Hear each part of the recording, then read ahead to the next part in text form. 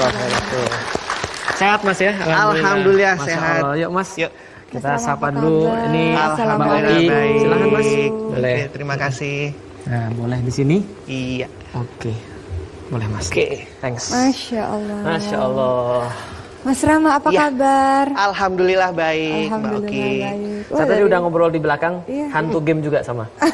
Pemain game sama kayak saya. maniak sekali ya. Betul. Baik, Oki kenalkan dulu kepada ibu-ibu semua yang ada di sini. Yang sedang duduk di hadapan kita, nama lengkapnya adalah Mas Eko Ramaditya atau akrab dipanggil dengan Mas Rama. Yang memang Twitternya Ramaditya Night. Iya, Twitternya ya. Yang memang dianugerahi oleh Allah satu kelebihan. Kalau Mas Rama mengatakannya kelebihannya ciri khas bahwa tunanetra sejak kecil, kemudian sekarang Masya Allah sudah menjadi seorang dosen, jurnalis juga, dan memberi inspirasi. Tidak lupa pemain game. Banyak orang pemain game, sama kayak Mas Felix ya, pemain game. Nah, hari ini kita akan membahas mengenai fokuslah kepada kelebihan bukan pada kekurangan. Banyak sekali orang-orang yang mengalami kekurangan-kekurangan menurut mereka, sehingga mereka terpuruk sekali dalam kehidupannya. Tapi kita lihat salah satu contoh hamba Allah yang luar biasa, Allah kasih. Buat kita malu ya, Mbak ya? Iya, buat kita malu. Allah kasih satu ciri khas, yaitu Allah tutup penglihatannya, ternyata malah bersinar sekali dan memberi cahaya bagi banyak orang. Boleh di-share kepada kita semua tentang, kan banyak orang ketika mendapatkan satu kekurangan, sebagian orang mengatakan kekurangan, mereka menjadi sedih sekali dan mereka, bahkan ada loh orang-orang yang marah kepada Allah. Ya. Betul sekali. Betul. Ya, jadi memang kalau mukminin dan mukminat melihat saya ini kan tunanetra ya. Nah, sudah umum bahwa kebutaan yang saya sandang ini dianggap sebagai kekurangan. Kenapa? Karena dalam kebutaan ini banyak hal yang saya tidak bisa lakukan dan banyak hal yang tidak saya miliki.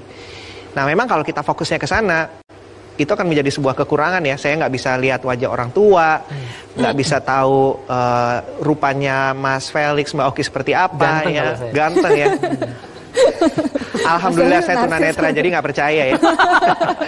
Jadi ya, itu akan menjadi sebuah kekurangan ya. Tapi seperti saya sampaikan tadi bahwa ketika saya memilih, ya saya memilih bahwa buta ini Allah anugerahkan sebagai sebuah kelebihan, maka berubahlah kekurangan itu menjadi sebuah kelebihan. Contoh sederhananya begini, misalnya orang melihat bahwa kebutaan itu menyebabkan saya tidak bisa melakukan apa-apa. Namun ketika saya memilih untuk melihat kebutaan itu sebagai hal yang positif, contohnya misalnya, saya jadi terhindar dari dosa mata secara otomatis. Kata Mas Rama di belakang saya jadi nggak playboy. Betul. Kemudian Karena yang paling bahagia adalah istri saya. Kenapa? Karena secara otomatis saya tidak akan lirak-lirik. Ya, tidak melirik cewek yang lain. Betul sekali.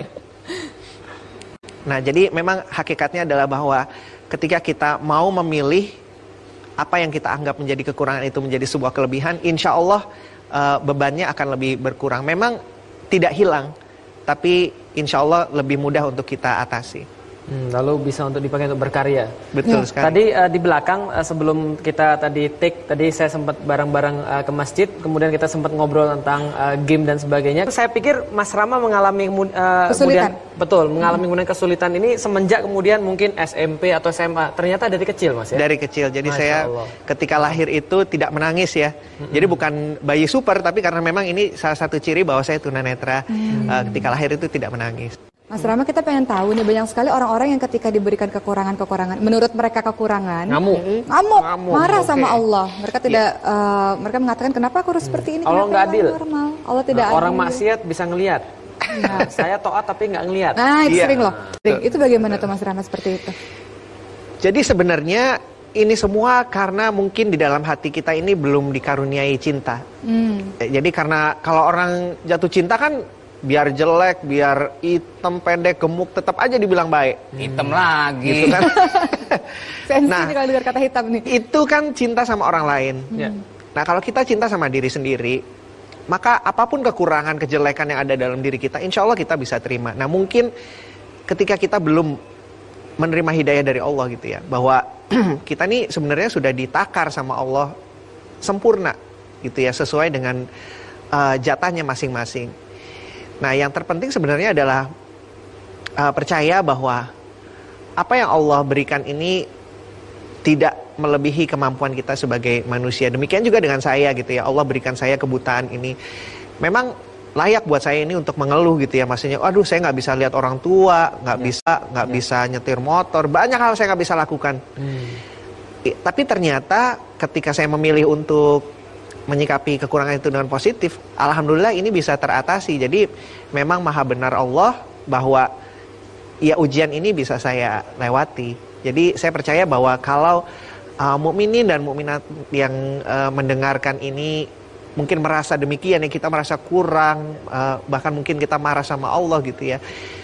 Cobalah kita lebih mencintai diri sendiri. Insya Allah nanti akan berasa bahwa oh iya ya, alhamdulillah Allah sudah berikan sesuatu yang luar biasa sama kita. Memang Allah kalau ingin memuliakan seseorang dikasih ujian dari tubuhnya atau istrinya atau anaknya. Betul. Atau yang lain-lain. Nah, untuk bersikap seperti qanaah atau menerima segala yang ada di dalam diri kita kan membutuhkan proses. Betul. Apakah ketika dari kecil, pernah nggak sih waktu masih kecil Kaget itu, gitu ya? atau anak-anak kecil kan biasa mengata-ngatai, pernah nggak ada perasaan sedih, mengalami penolakan demi penolakan yang tunanetra seperti ini? Nah, ini saya ingin mengucapkan terima kasih kepada orang tua saya yang ketika kecil itu tidak memasukkan informasi bahwa jadi orang buta itu susah. Jadi orang tua saya ini tetap mendidik saya dan menyayangi saya seperti halnya menyayangi dan mendidik anak-anak yang sempurna fisik. Jadi kalau ada tamu ya saya tetap dikenalin, kemudian tidak didiamkan saja di kamar tapi tetap disuruh main keluar. Kalaupun saya lari-lari tidak diperingatkan misalnya, Mas kamu kan buta, hati-hati gitu. Tetap hati-hati, bilangnya itu aja. Jadi tidak ada informasi yang membuat saya merasa bahwa saya ini berbeda. Akibatnya saya merasa ya, oh mungkin hidup ya begini gitu ya. Jadi ketika saya sadar umur mungkin 7 tahun, 8 tahun, saya tahu bahwa saya ini berbeda gitu ya, dalam arti saya tunanetra. Saya tidak merasakan adanya kesedihan di dalamnya karena memang orang tua yang sudah menanamkan rasa cinta ini, yang mana kekurangan saya ini tidak menjadi sebuah pembahasan yang utama dalam keluarga. Baik.